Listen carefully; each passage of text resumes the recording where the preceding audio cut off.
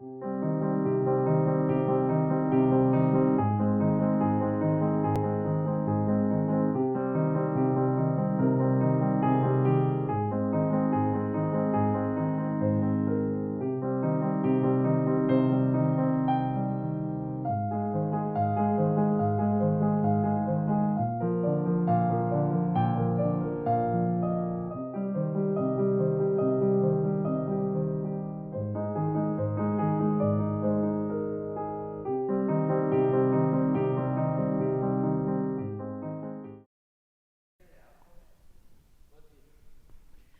perguntei para ela sobre a química da mediunidade, né?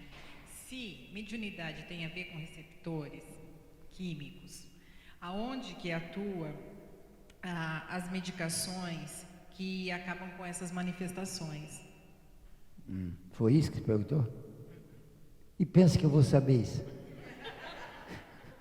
Ela falou que você ia me responder. Prometeu demais. Bom, você que é farmacêutica sabe bem esse negócio de receptores, né? Receptores químicos existem no corpo físico da gente. E certas substâncias que entram no corpo, para serem absorvidas, só serão se elas forem captadas pelos receptores. Os receptores são aqueles agentes que colocam a substância para dentro. E então, é por isso que eles são chamados receptores. E os receptores existem em tudo que é lugar do corpo da gente para os diferentes produtos que devem ser recebidos. Por exemplo, receptores cardíacos para iodo. Sabia que tem? Muitos receptores, porque o coração precisa muito de iodo, o pulmão precisa de iodo, o estômago precisa de iodo, o fígado precisa muito de iodo, a pele precisa muito de iodo. Várias glândulas endócrinas, glândulas de secreção interna, isto é, aquelas que jogam o seu produto, que é sempre chamado hormônio, dentro do sangue. Porque quando a glândula joga o produto fora do sangue, dentro de um órgão qualquer, aí não é endócrina, é chamada exócrina. O pâncreas, por exemplo, o fígado, jogam produtos fora do sangue, joga dentro do intestino. Mas as glândulas endócrinas, o pâncreas também é endócrina, noutra coisa, joga os hormônios dentro do sangue, então é endócrino. E as glândulas endócrinas todas precisam de iodo, e a que precisa mais mesmo de iodo é a tireoide, por causa que a tireoide produz dois hormônios chamados tiroxina A e B, ou tiroxina 1 e 2. A tiroxina 1, chamada T4, é um composto químico lá, e esse 4 é um tetraiodo, tirosina, um troço lá. É tiroína, não é tirosina. Então, porque tirosina é outro troço, é aminoácido, né? Então, ela recebe muito iodo, a glândula, a tireoide precisa de iodo para fabricar o T4. E o T4 sofre uma transformação, se transforma em T3, que é o triodo. Então, essa glândula precisa muito de iodo. E quando falta iodo para ela, ela agride o organismo. Dá papo, cresce hipotiroidismo. E outra coisa, como essa glândula, isso aqui é só por curiosidade, porque o pessoal precisa saber disso. Porque eles precisam de tomar iodo e não estão tomando. Então deixa eu dar uma caprichadinha no iodo. O iodo, a tireoide, ou tireoide, pode falar, essa aqui, ó, ela controla o metabolismo do corpo. Tudo quanto é função metabólica do corpo é controlado pela tireoide. E quando ela diminui função, chama hipotireoidismo. Ela está controlando menos do que devia. E o hipotireoidismo tem duas maneiras de manifestar. Uma ostensiva e outra oculta. A ostensiva, o indivíduo sofre uns problemas e o médico rapidamente identifica que está faltando iodo. É coisa de enfraquecimento, é coisa de cansaço, é coisa de mal-estar, por aí, né? Você vai consultar o médico, ele desconfia de iodo, faz exame, está faltando, dá iodo, o indivíduo melhora. Mas tem o hipotireoidismo oculto, não aparece nem nos exames de sangue. E o indivíduo tem. E ele não tem sintomas assim ostensivos, mas tem sintoma na saúde geral do organismo. Não tem sintoma, mas tem prejuízo. Hipotireoidismo oculto, esse é um perigo. Aqui no Brasil não tem vulcão. E não tendo vulcão, as rochas brasileiras não têm magnésio.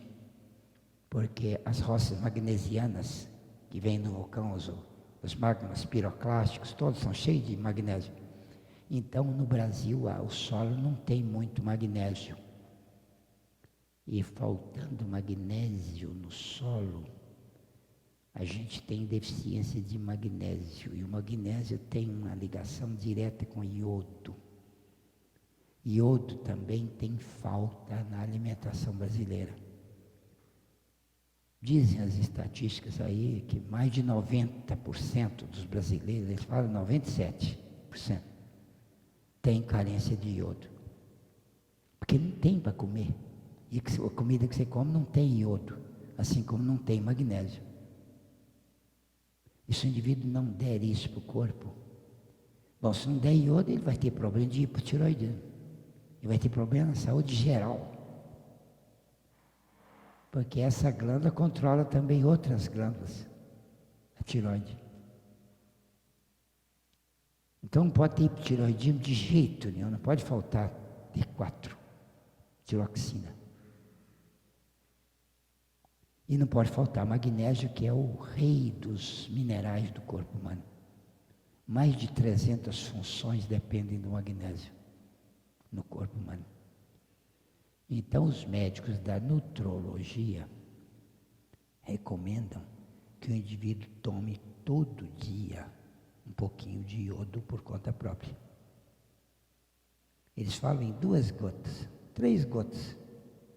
Homem, 3, 4 gotas, mulher, 2 gotas, tá bom. 2 gotinhas de dia. Esse iodo você compra em farmácia de manipulação.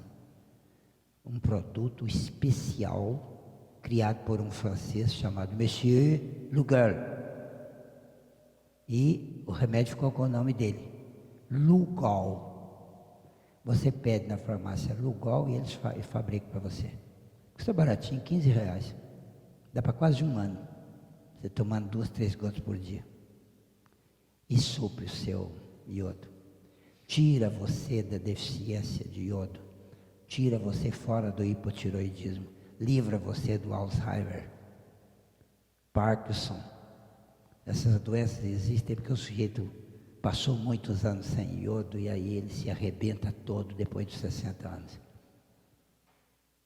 E magnésio é outra coisa que o sujeito precisa tomar também. Custa R$8 o magnésio. Você vai na farmácia qualquer e pede cloreto de magnésio. 33 gramas de cloreto de magnésio. Se você pedir, nessas lojas de produtos naturais tem já o saquinho, com 33 gramas. Você põe aquilo num litro d'água e toma todinho um pouquinho assim. Aí pronto, supre o seu organismo de magnésio. Agora, se você não quiser fazer nada disso, você compra leite de magnésio de Philips e toma todo dia uma colher de chá. Ah, mas ele é digestivo, mexe no intestino e tal. Assim, mas tem magnésio.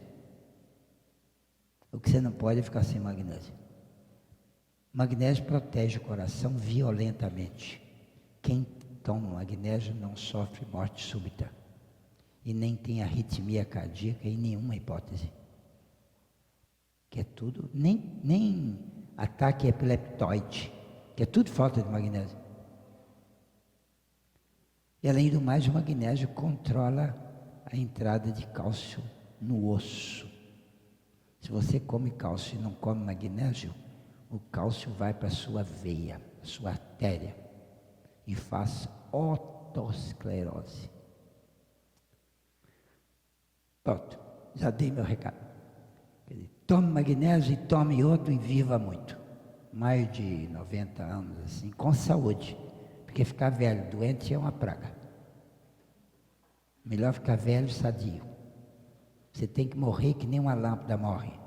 Ela está brilhando até na hora da morte. Na hora que ela chega a morte, ela apaga. É assim que a gente tem que viver. Morre de velho, sem doença. Não são só esses dois, não. Mas esses dois são os que eu vou falar com vocês. Os outros, se vocês quiserem, vocês têm que pagar R$300 por consulta. Que é o preço que eu paguei para aprender isso. Brinquedo, viu? Eu não sou médico, não posso receitar isso não. Não estou receitando. Isso aqui que eu receitei não é receita, é indicação de comida. Isso pode. Porque isso não é remédio, é comida. Remédio é outra coisa. O corpo da gente, então, tem receptores para diferentes produtos que pretendam entrar no corpo da gente. Se não tiver o receptor, o organismo não vai captar aquilo. E a gente às vezes tem receptores para um subproduto. Você toma um medicamento para uma coisa e tem receptor para aquele medicamento que não era para ter. Então o organismo recebe, noutra parte, capta alguma droga que você tomou de medicamento. Por isso que medicamento tem contraindicação. Todo medicamento. Todo. E existem dois tipos de doenças psíquicas. Uma que é devida a espíritos. Um espírito com justa razão e um bom motivo, precisa ter um bom motivo. Porque se o motivo não tiver um bom motivo, se o espírito não tiver um bom motivo para te perturbar, ele não consegue, porque a lei divina bloqueia ele. E tem os mecanismos que a lei divina usa para bloquear, sem botar um espírito de plantão lá, né? Porque pode botar um espírito de plantão, o perturbador chega para perturbar, o benfeitor fala, aqui não, negão. Mas isso não existe. Não tem espírito de plantão protegendo a gente. Então os mecanismos de defesa têm que ser automáticos. E o mecanismo de defesa melhor que tem, bom, tem dois mecanismos de defesa automáticos. Contra espírito.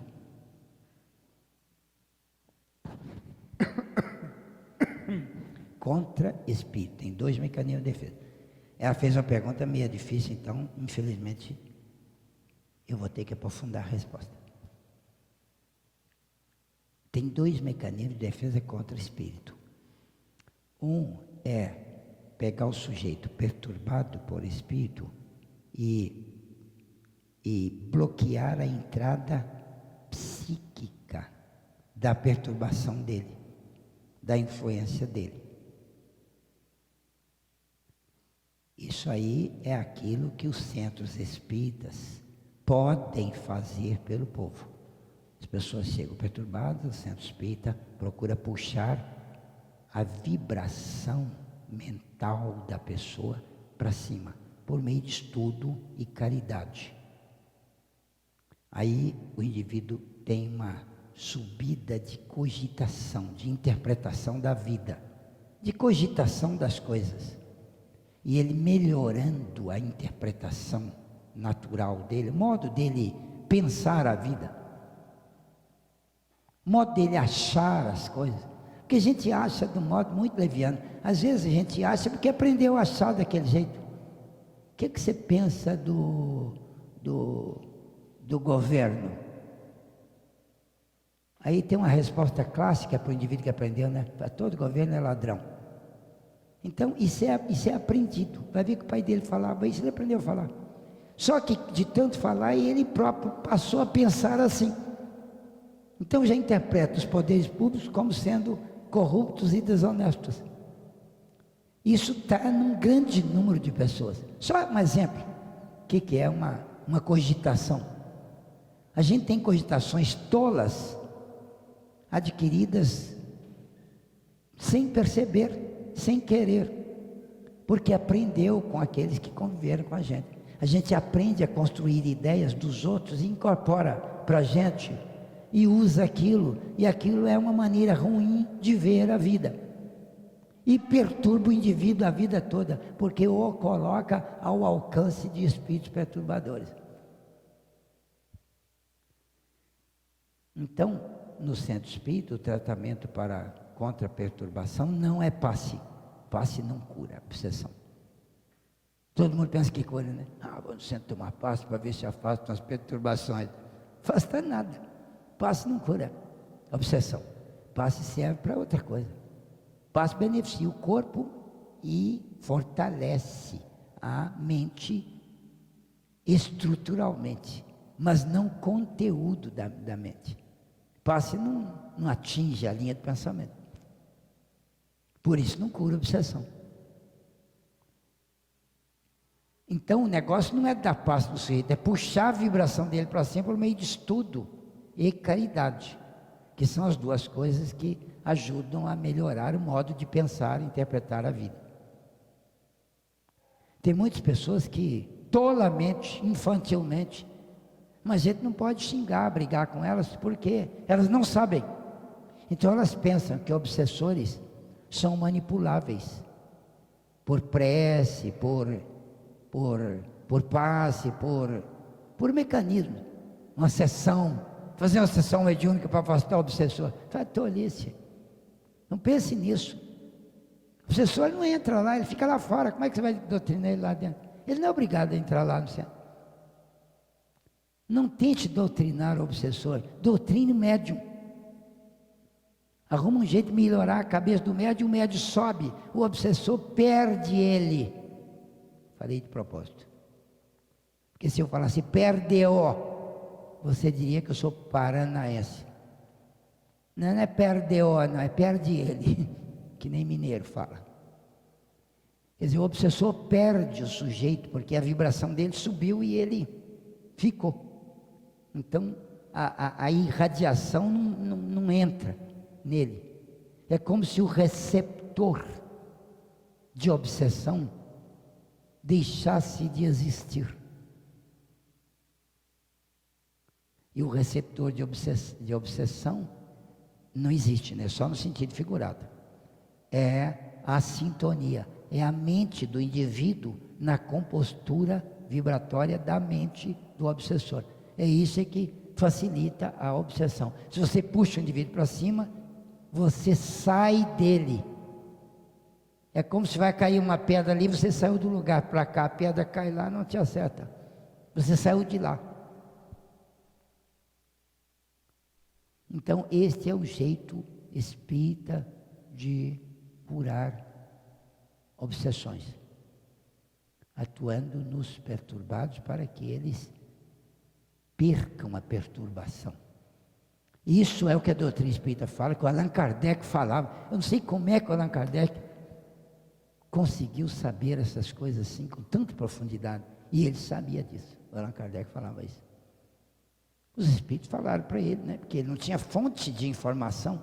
Quem que ia falar isso para ele? Como é que ele ia saber disso? Mas ele falou disso, escreveu isso na doutrina espírita. Os espíritos hoje falam isso claramente nos livros, todo quanto é livro espírita. Isso é clássico na doutrina espírita. Mas tem um pessoal espírita muito grande, inclusive, que tem uma linha de conhecimento menor. A gente não pode censurar o sujeito. Ele tem menos treino com o estudo, com o conhecimento. Então eles entendem que o obsessor é afastável por meio da força do guia. Esse negócio de guia devia ser proibido no centro espírita, sabe? porque força de guia. Para com esse negócio de guia, rapaz. O guia seu é Jesus.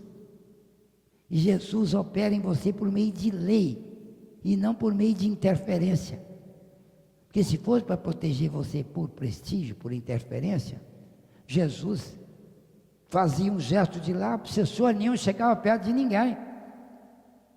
Mas não é assim que a lei divina funciona. A lei divina trabalha no sentido de você ficar livre pelo seu valor. Porque enquanto você não tiver esse valor, você não fica livre. Ah, mas eu estou sofrendo, o senhor não tem pena. Tenho pena sim, mas tenho grande prazer em que você cresça para não ter mais esse problema. Então eu vou deixar o problema com você até você crescer. E você não está perdido não. E nem eu estou de mal de você. É como aquele pai que o filho fala, pai, deixa eu parar de estudar para ir no cinema, todo mundo vai. Fala assim, não, você vai ficar, nós vamos ao cinema, você vai ficar estudando, porque amanhã você tem prova e quem vai tirar nota na prova é você. Eu, como seu pai, seu amigo e amador, eu teria grande empenho em que você fosse se divertir. Meu prazer é ver você muito bem. Então eu levaria você comigo ao cinema. Mas o amor que eu tenho por você é maior do que o comum. Então eu quero que você vá bem na prova amanhã e no futuro desfrute do benefício de ter aprendido bem as coisas do estudo. E a vantagem será sua. Muito maior. Então o pai às vezes nega um benefício agora para você ter um benefício maior depois. Jesus faz isso o tempo todo com a gente. Ele deixa o câncer com você. Você pena de dor, mas sai lá adiante muito mais bem estruturado espiritualmente. Olha só. Então, a cura tem dois jeitos de curar, de afastar o obsessor. Um é puxar o indivíduo para cima. Agora, o outro seria desligar os receptores físicos da obsessão. Isto é muito difícil de fazer. Mas tem receptor físico? Tem. Porque no cérebro, a obsessão pega você nos dois pontos do seu mecanismo psíquico. Um é a parte mental. E outro é a parte estrutural, ou seja, cerebral. Porque o seu cérebro é a ponte de ligação do seu pensamento com a vida. Porque o pensamento vem do espírito. O cérebro efetua a linha do pensamento físico, para todo mundo ouvir através da palavra ou daquilo que você pensa. Então, o indivíduo pode ficar muito perturbado por ação constante de espírito obsessor que atinge a parte neural, a parte cerebral. Então, quando chega nesse ponto, a obsessão intensa, não adianta querer doutrinar o médium para ele subir, porque ele está bloqueado estruturalmente lá no cérebro. Então, nesse caso, tem que bloquear o cérebro. Tem que desligar o cérebro. E como é que faz isso? Tem certos medicamentos que fazem isso. Então, tem casos de obsessão que chega no centro. Muitas vezes eu fiz isso.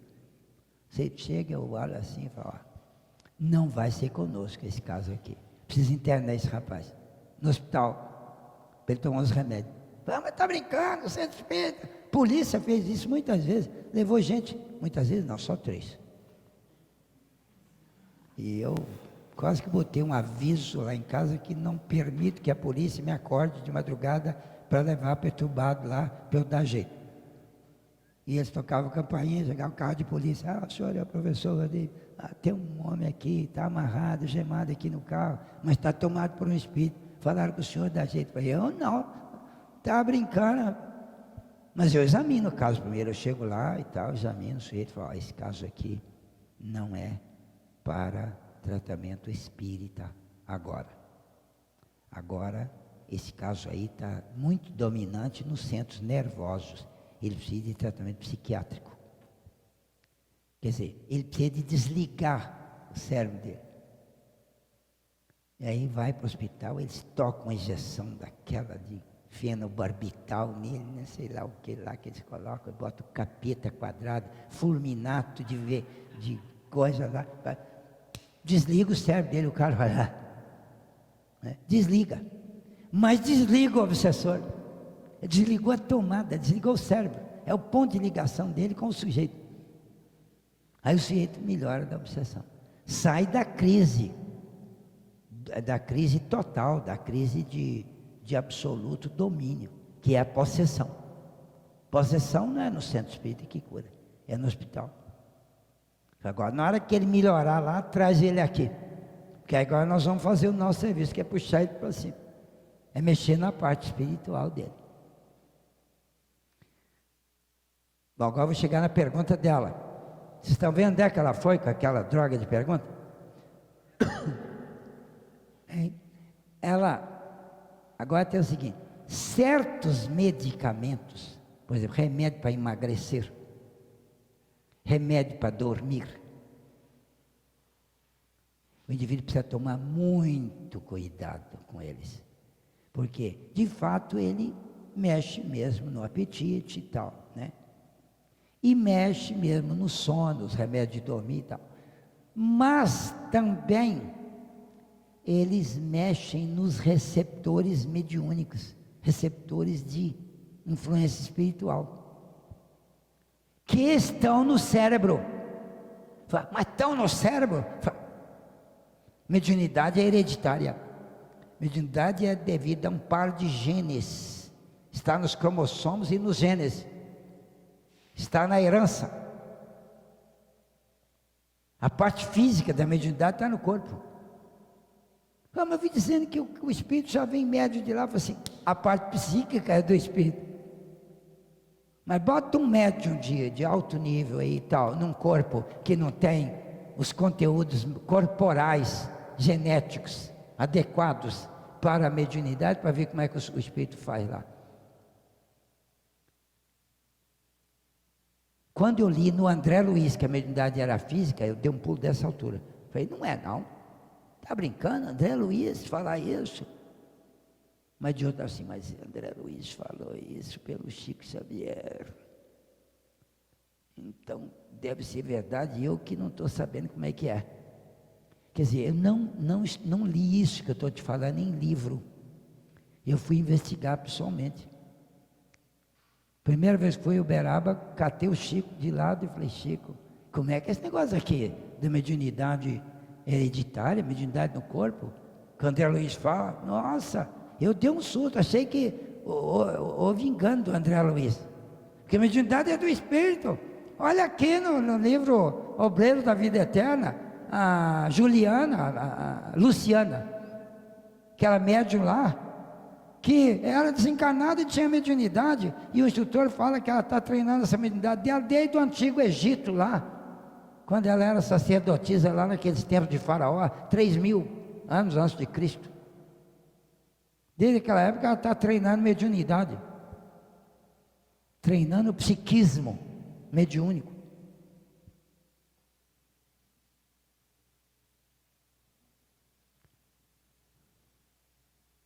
Então, aí o Chico me explicou. E o doutor Elias Barbosa, que era espírita, escreveu livros espíritas, e era médico psiquiatra. Eu disse, doutor Elias, explica para ele, por favor, essa parte médica. E o doutor Elias me deu uma aula sobre esse assunto. Falei, por isso que eu não li isso em lugar nenhum. Isso aqui tem que misturar o conhecimento médico com o conhecimento espírita. Falei, doutor Elias, mas por que o medicamento pode mexer na mediunidade? Sim, porque facilita, abre os receptores. E o indivíduo fica com mais facilidade para a captação telepática da mensagem. E com isso ele facilita o cérebro a ser estruturalmente adequado aos problemas do espírito obsessor lá. Porque o indivíduo está na linha dele de obsessão. Porque a obsessão não acontece de graça, acontece por merecimento. Não tem obsessão gratuita. O obsessor não gostou da sua cara e pá, em você. Não tem isso. O obsessor que não é obsessor da gente, que é obsessor da doutrina, ele tenta perturbar qualquer um. Mas perturba leve, ele não pega pesado.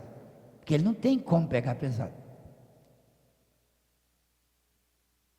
O cara não tem fatores de merecimento, de culpa, para poder dar guarida a uma obsessão. É a culpa que faz isso. Um espírito chamado Milton da Cruz, no livro Rosas com Amor, escreveu assim: a culpa, seja qual for, só se esvai quando se troca pelo remédio da dor, da doença que provoca. Quer dizer, culpa só sai com dor. Então se tome cuidado com a culpa. Porque a culpa bota você ao alcance dos obsessores. Todo indivíduo obsidiado, ele é culpado de alguma coisa. É por ali que o obsessor pegou ele, senão não pegava. A lei divina não faria isso com a gente. Deixa a gente aí, o espírito é mau, não vai com sua cara e pá em você. Não tem isso. De modo que, se o indivíduo está perturbado, se ele toma remédio para emagrecer e é médium não atuante e protegido com elevação de psiquismo, se ele é sujeito comum e toma remédio para emagrecer e tem mediunidade, aquele remédio alcança os receptores mediúnicos dele e vai facilitar a implosão cerebral do sujeito, feita por obsessores, ou seja, a perturbação, vai ter grande facilidade em implantar, porque mexe na estrutura, faz o obsessor ter facilidade cá no corpo físico, para o processo da obsessão. Isso foi o que o Dr. Elias me falou na frente do Chico Xavier.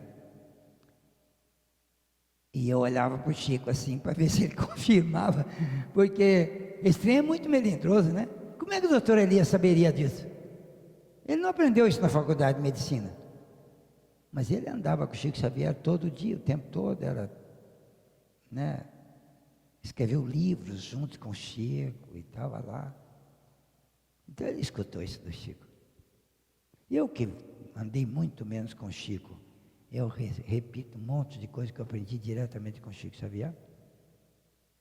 Imagina o doutor Elias, que estava lá, morava lá, todo dia estava com o Chico. Eu falei, doutor Elias, então é assim? Ele falou assim, rapaz, Eu falei, mas eu escutei o senhor, eu falei para o doutor Elias, agora é só curiosidade. Eu escutei o senhor fazendo uma palestra uma vez, lá em Rio Preto. Eu nem conhecia o senhor. E o senhor falou que fazia todo o possível para os obsessores não acharem o senhor. Todo mundo, o senhor, por exemplo, não gostava de tirar retrato em grupo. Porque aí, no grupo, tem um monte de gente que quer uma cópia e leva aquela foto para muitos lugares.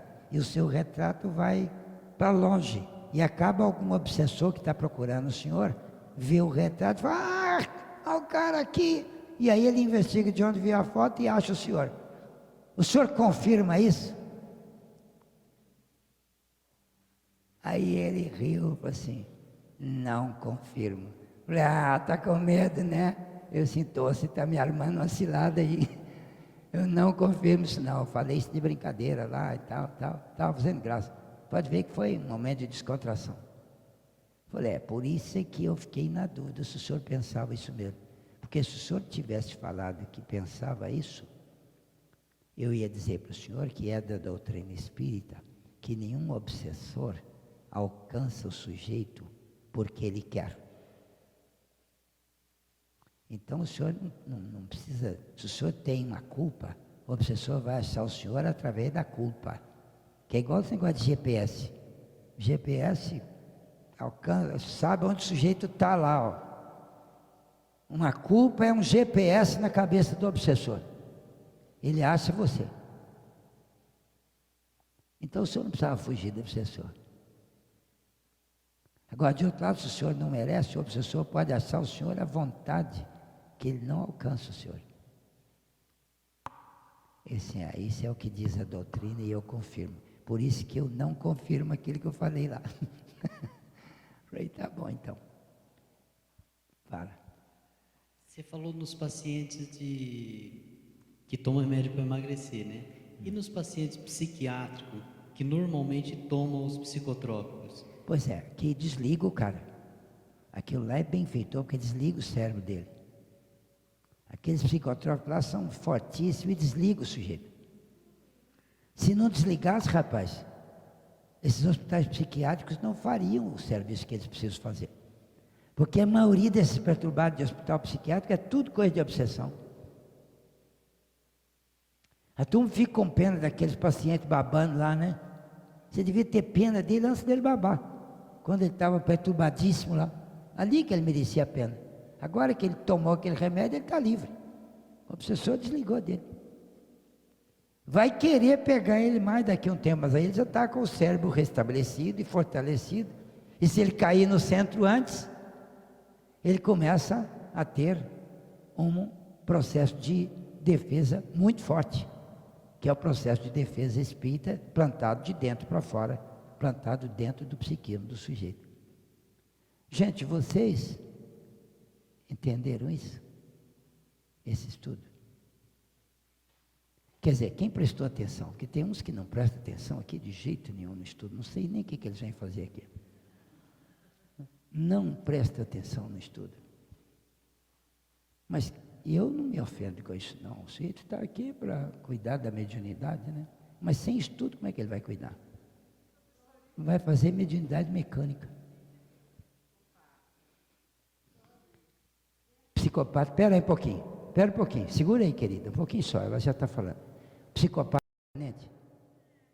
aquele lá já está, ele está com o cérebro alterado congenitamente ou estruturalmente, sem ser por um mecanismo obsessivo.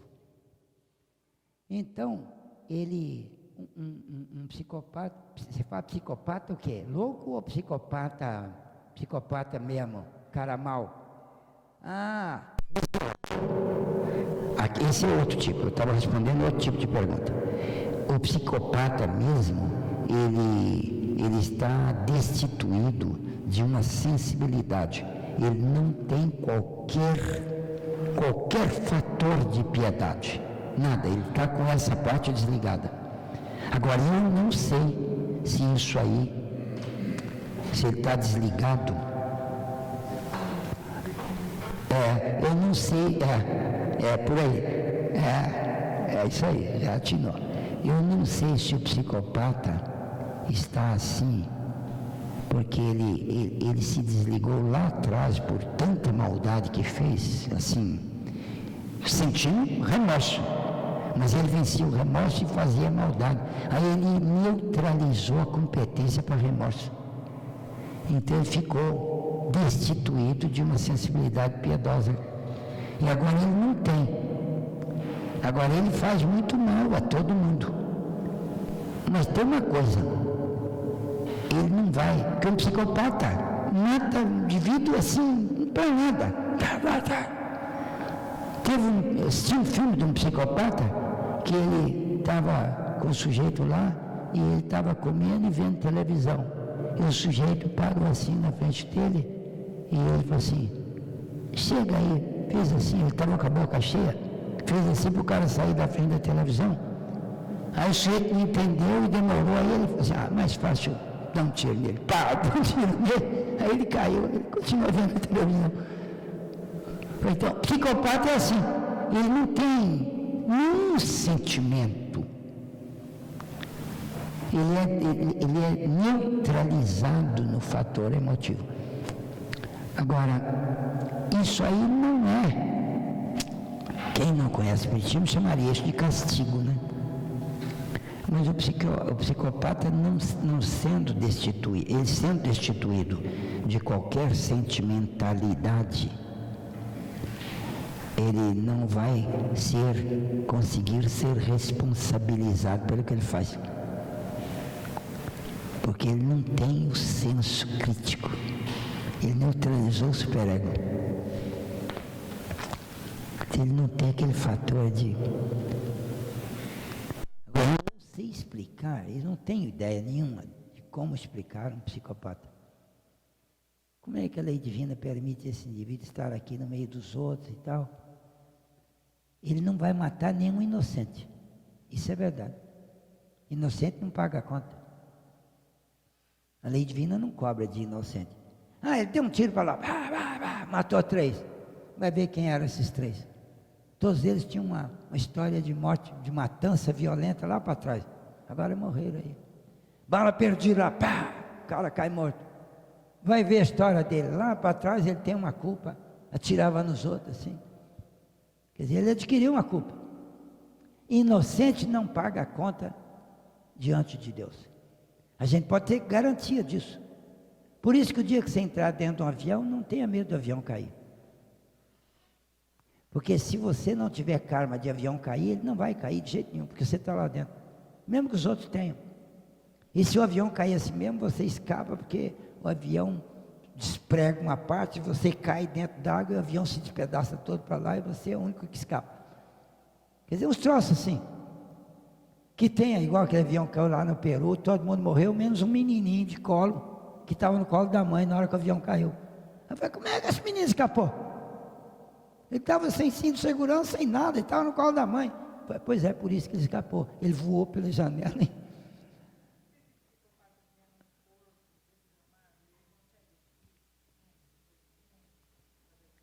É possível que seja este um caminho de cura. Porque dói e ele sente, dói e ele sente, dói e ele sente. Ele pode recuperar a sensibilidade da dor do outro. Porque o psicopata não tem ideia da dor do outro, mas tem ideia da dor dele. Mas esse assunto é difícil para nós, né? Nós não temos como explicar isso, né? Não tem jeito de a gente explicar, porque está faltando informação para nós. Espera aí, deixa eu ver a senhora lá, depois você. Fala, querida. O psiquiatra, ele dá remédio para as pessoas tomar em casa. Isso é normal? Dá remédio para quê? Tomar em casa, tem coisa que gosta, usa remédio forte. Sim, é normal, é correto. Porque o psiquiatra sabe por quê. Ele acha, ele sabe que aquilo vai fazer um bem a você. Agora, se eu entrar nisso aqui agora, vou mexer numa área que eu não tenho direito. Então não vou entrar não. Eu posso te falar por fora. Hein? Ninguém toma remédio errado porque o médico errou, mas porque a gente mereceu. A lei divina não erra. O médico é um instrumento da saúde ou da morte. Se o médico errar lá, eu conheço um rapaz que o médico foi fazer uma cirurgia, atuou no ouvido dele e cortou o nervo auditivo dele, nunca mais ouviu. Então ele tinha um karma para surdez e o médico foi um instrumento. O coitado do médico não teve culpa, ele não fez de propósito. Esse negócio de crime contra médico que erra é um absurdo. Penalizar o médico, ele estava lá salvando a vida, errou lá, entende? O médico não errou e não vai ter esse problema à toa, ele também tinha débito, é isso, eu entendi. Não necessariamente, mas talvez sim também, mas não necessariamente, podia ser eu ter o karma para cá, o outro tem o karma para lá, ele resgata o dele, eu resgato o meu para cá. Porque eu já vi médico perder paciente e ficar muito mal. Quer dizer, ele tem um resgate nessa área. Agora, aquele que ele perdeu lá, se foi erro dele, aquele lá tinha que passar por um erro médico. E quem é que vai errar? Qual é o médico que quer errar para o outro liquidar o karma dele? Nenhum médico quer errar. Ele vai errar sem querer. Então não é culpado. Se não é porque ele quer, não é culpado de nada. Certo? Fala. Eu tenho um irmão que sofreu 5 acidentes e ficou uma sequela, uma manchinha na cabeça. E no caso dele, os 2 primeiros anos, foi difícil ele assimilar o tratamento com o psiquiatra, com o neurologista e aceitar os medicamentos. Então, quando ele não tomava, ele ficava alucinado, ele via vulto, ele ouvia vozes e teve 3 tentativas de matar o meu pai. Me confunde um pouco a questão do receptor, o medicamento. Queria que o senhor me esclarecesse nessa parte. Você ele é nervoso, ele é vulto, ele é agressivo. E espírito é danado para achar que toda vez que o cara está ouvindo voz e vendo vulto, isso aí é coisa de espírito. Peraí. Eu já entendi, eu chego lá. Espírito é danado para achar que todo ser que está ouvindo voz e vendo vulto é coisa de espírito. Mas não é todo caso que é assim não. Porque no cérebro da gente tem, se certas partes forem acionadas adequadamente, o indivíduo alucina. E alucinar é ver vulto e ver voz. E não tem espírito nenhum lá para ele ver nem para ouvir. É coisa do cérebro mesmo. Então, o indivíduo às vezes tem uma pancada na cabeça, uma coisa assim, dana ver vulto e escutar voz e tal. E aí tu vai, desenvolveu a mediunidade. Eu falei, não, não é assim não, rapaz. Mediunidade não é só escutar espírito assim. Não é isso não. Isso aí é alucinação mesmo. Alucinação, tem alucinação. Tanto quando ele tomou o medicamento, a alucinação some. Falei, então fechou a mediunidade. Falei, não, remédio não fecha a mediunidade. Que remédio que fecha a mediunidade? Se fechou a mediunidade, porque não era mediunidade, era alucinação mesmo. Por causa disso é que todo psiquiatra pensa que os espíritas são birutas. Porque os espíritas, os psiquiatras falam assim, os espíritas, tudo quanto é caso lá espírita, é alucinação. E eles pensam que é espírito. Fala, doutor, o senhor é que é maluco. Porque o senhor não sabe que tem uns casos que não tem alucinação nenhuma e o cara está vendo espírito e está ouvindo vozes. O senhor não atinou que é possível isso, estatisticamente falando? E eu já enfrentei discussão com médicos. Eu dava um curso para uns médicos aqui uma vez. Foi um curso que eu comecei a dar para uns médicos amigos. Mas aí um foi trazendo outro, e outro trouxe outro. Perguntava para mim se podia. Falei, pode. Eu estava dando um curso lá em casa. Eram 3 médicos amigos que pediram para eu fazer um estudo com eles sobre a origem da vida, assim, de modo científico. Eu falei, mas é pesado, estranho esse. Nós somos médicos, aí não aguentar, que diabo? Falei, tá bom, então vamos fazer. E comecei a dar o estudo para eles. Aí eu dei uma aula para 3. Na outra aula vieram 8. Eu trouxe mais um, o outro lá interessou, você permite? Falei, pode. Depois, daí umas 3 semanas, tinha 25 médicos, todos. Falei, gente, não traz mais não, hein? Porque está muito médico aqui e eu sou sozinho aqui para enfrentar esses médicos todos. E eu fui dando curso de ciência, lá, ciência pesada, né? Que é a origem da vida do modo pesado, modo químico, bioquímico lá e tal. E foi indo. Mas quando foi um dia, teve esse papo da alucinação lá, e eles quiseram me pegar. Um deles lá, um psiquiatra. Vocês espíritas são danados para falar que a alucinação é coisa de espírito e tal.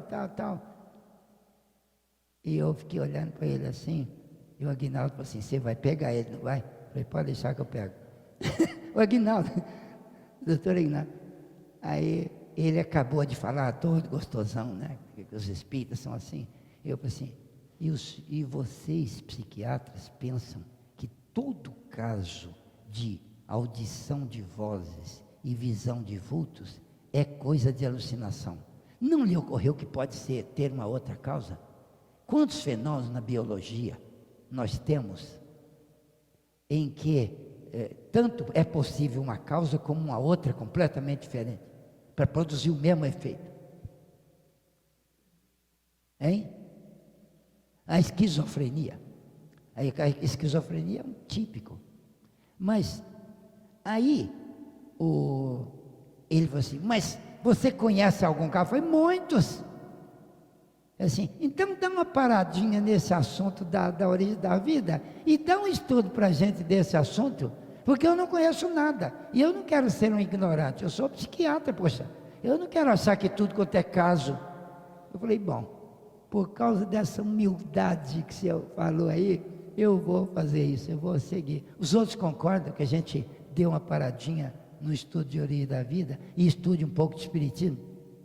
Aí todo mundo riu. Aí eu passei a dar curso de espiritismo para eles, mas científico. Comecei com o estudo da paranormalidade.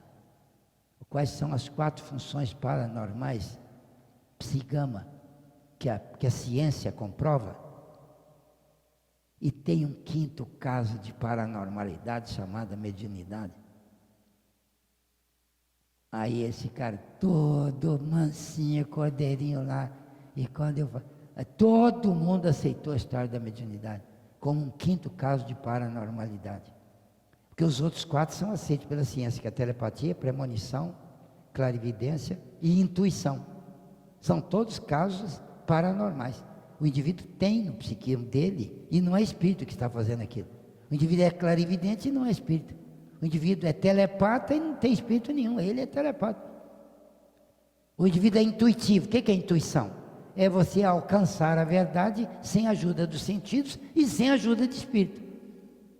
Porque se for com a ajuda de espírito, não é intuição, é inspiração, é outra coisa. Então, se não é ajuda de espírito é o quê? Mediunidade, que é um 5º caso de paranormalidade. Então, a mediunidade é um fenômeno anímico. É um fenômeno do corpo e da alma, né? É um fenômeno anímico. O indivíduo tem que ter a propriedade mediúnica, senão ele não capta espírito. Ele tem que ter a propriedade. É um fenômeno anímico.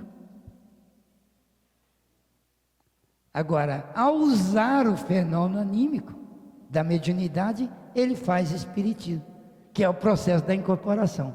Aí já não é mais. Quer dizer, é um fenômeno espiritual em cima de um fenômeno anímico, que é um negócio bacana demais, né? Ou seja, a ciência oficial tem dados para conversar cientificamente com os doutos, e eles não têm defesa. Eu dei o curso lá para eles, eles todos aceitaram, não houve ninguém. Tinha um lá muito chato, muito chato. Vou até falar o nome dele, que é... Então não vou falar não. Mas eu gosto muito dele, eu sou muito amigo dele, porque ele foi muito chato, eu briguei com ele pesado lá. Mas ele, na hora que acabava a aula, ele falou assim, eu gosto de você, rapaz, eu te pego no pé porque você tem cultura e tal, está me instruindo muito, mas eu sou assim, você não me leva a mal. Não, eu falei, leva a mal, estou bravo com você, como é que não leva a mal? Você me ofende o tempo todo, depois vem pedir desculpa? Que conversa é essa? É que ele é professor hoje na faculdade de medicina, mas eu gosto muito dele. Mas que ele é chato para burro. Gente,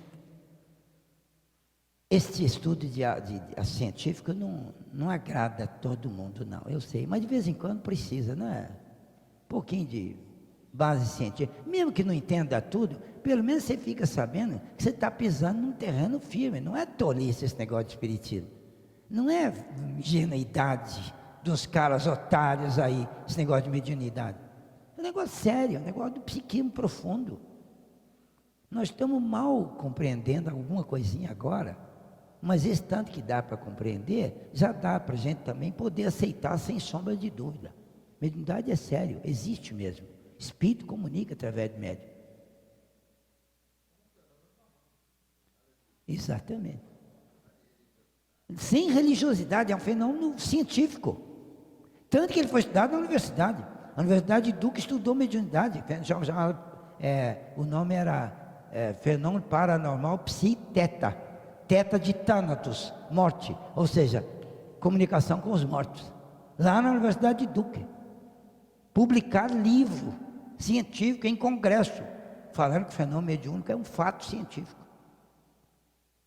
Quer dizer, o mundo não aceita porque a igreja, muito dominante daqui e dali, lá nos Estados Unidos, a igreja protestante é muito dominante. Eles não aceitam a teoria da evolução lá até hoje. Eles acham que o homem veio do Adão e Eva. A maioria dos americanos, lá, por causa dos protestantes, era proibido ensinar a teoria da evolução lá nas escolas. Agora, toda a parte universitária americana aceita a teoria da evolução. Mas como o protestante lá é muito forte, eles brigam. O criacionismo lá é muito forte lá nos Estados Unidos. Um país daquele que está 100 anos na frente do Brasil. Diz o doutor Inácio no livro aí. E está mesmo. 100 anos na frente do Brasil. Em tudo quanto é compostura. Não é porque nós somos pior do que eles, é porque nós atrasamos no conhecimento. Foi isso. Gente, vamos para o estudo? Tenham uma noite excelente, um grande abraço, estaremos sempre juntos.